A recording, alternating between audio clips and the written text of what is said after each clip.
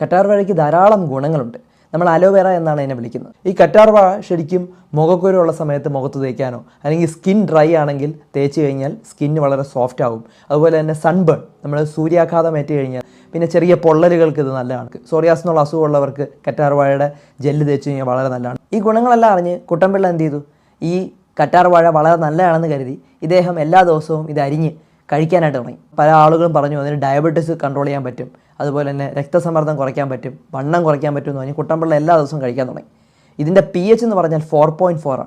ഇതിങ്ങനെ വെറും വയറ്റിലേക്ക് കഴിച്ച് കഴിഞ്ഞാൽ അസിഡിറ്റി ഉണ്ടാവാൻ സാധ്യതയുണ്ട്. അപ്പോൾ അദ്ദേഹത്തിന് തന്നെ വയറുവേദന ഉണ്ടായി, വളരെ ക്രാമ്പ് ഉണ്ടായി.